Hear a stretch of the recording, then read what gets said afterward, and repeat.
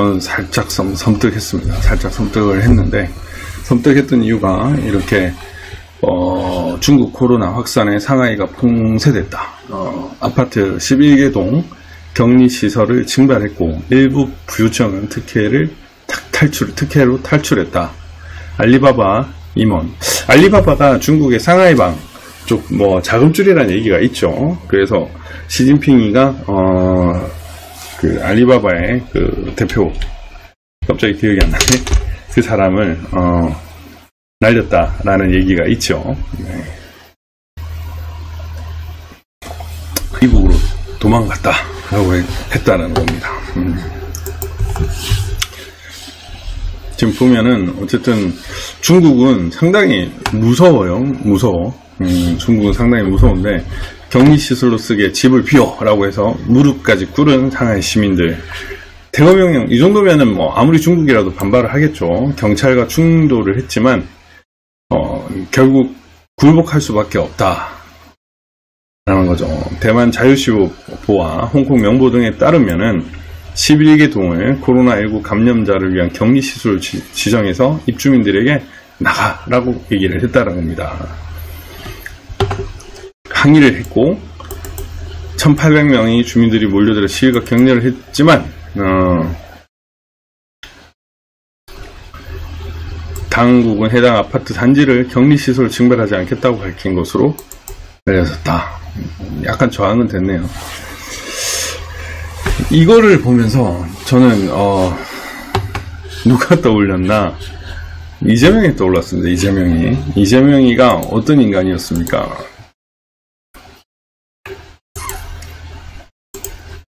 네.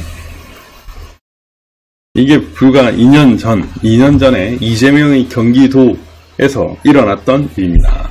코로나 치료센터로 바뀌는 기숙사, 대학생들한테 일방적 통보해가지고 그때 금동원 기숙사 퇴실 조치, 공산주의 맛보기, 이것이 K방역이라고 해가지고 여러분들에게 제가 방송을 했던 기억이 납니다. 기숙사 짐을 어떻게 빼라는 거냐, 지하로 가는 길도 막아두고 기숙사 정문 바로 앞에도 설치한다고 이것저것 갖다 두고 큰 차들로 막아두면 학생들 짐 어떻게 빼라고. 서럽다 진짜. 안 그래도 억지로 쫓겨나는데 학생들이 이기적인 게 아니라 본인들이 더 이기적인 걸까. 진짜 너무 짜증나고 서러워. 정말 너무 억울해서 눈물도 나더라. 네, 일방적 통보를 했다는 거죠. 경기대 학생들은 언론을 통해서 이 사실을 접했고 16일까지 나가라고 주장을 했다. 종강 학교에서 근로활동을 하거나 계절학교 수업을 들어야 하는 학생들의 걱정이 이만저만이 아니다. 국립대학도 아니고 사립대인데 이렇게까지 해야 되느냐. 대학 기숙사가 아니라도 코로나19로 사태로 비어있는 연수원도 많다. 더구나 시험기간이다. 기말고사가 곧 임박했다. 라는 이런 상황인데 군 장병까지 투입을 해서 경기대 기숙사를 코로나 치료센터로 활용했다고 합니다. 이재명 진짜 왜 그럼. 19일까지 짐 빼라고 공지받았는데 왜 갑자기 지금 바로 빼라고 난리야. 그냥 이건 강제잖아. 공산주의. 16일까지도 아니고 오늘 빼래. 지금 군인들 와서 짐 나라고 짐 빼라고 방 강제를 하고 있어. 군인을 지원해 준 것 같아. 네. 아무도 몰랐음. 어제 인터넷 기사로 알았음. 내일 당장 나가야 하는지 아닌지도 모를 학교 측 공지도 없다. 비상사태인 건 아닌데 국공립도 아닌 사립학교에 공문도 없이 그냥 냅다 해버리가 또 밀어버리는 건 어느 나라 신보이.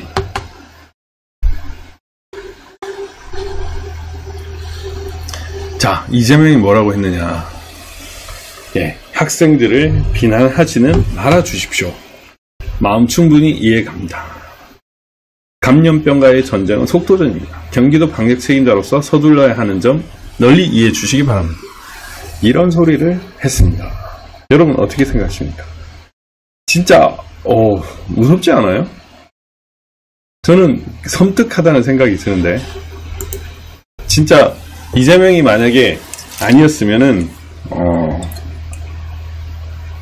어떻게 됐을 것 같습니까? 어떻게 됐을 것 같아요? 정말로 끔찍한 나라에 수도 있었겠다는 생각이 들지는 않으세요? 전 솔직히 무섭다는 생각이 들었거든요.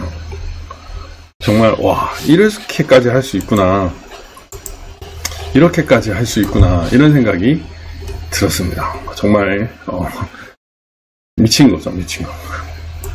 네. 네, 저 글이 더 무섭습니다. 예. 예, 노정이 사퇴했죠. 무방대를 비롯한 많은 국민들이 함께 해준 결과라고 생각을 합니다. 너무 감사드리고, 아직 시작일 뿐입니다. 시작일 뿐이고, 앞으로 해야 할 것들이 너무 많다, 앞으로 나서야 할 것들이 너무 많다라는 생각이 들고, 지금 외국인 투표권 논란, 문제입니다. 이건 앞으로 외국인이 영주권을 얻으면 투표권을 가지고 있을 수 있는데, 외국인이라서가 문제가 아니라 중국인이라서 문제다.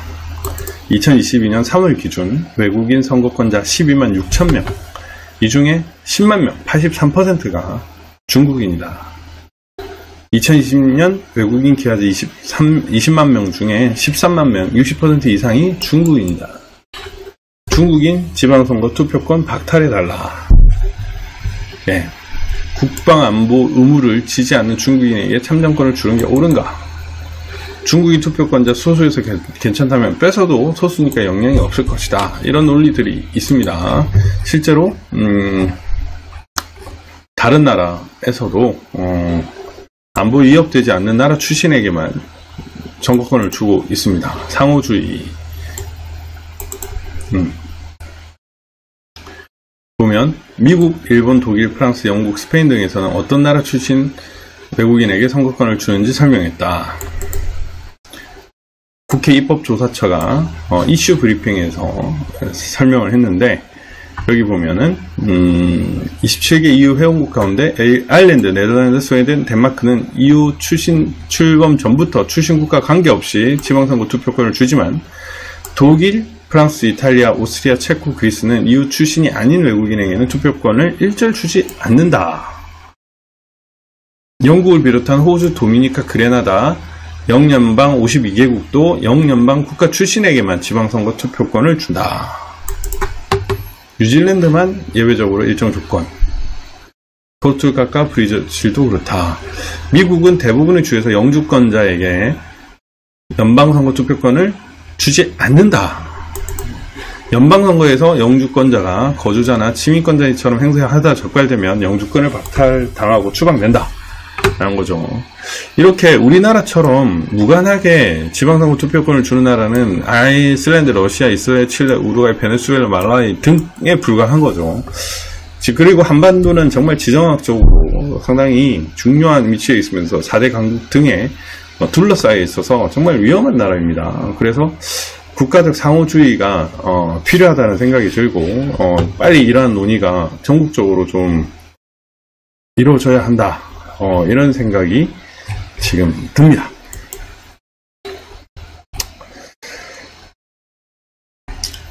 그리고 지금 또 검수완박이 연일 계속되고 있죠.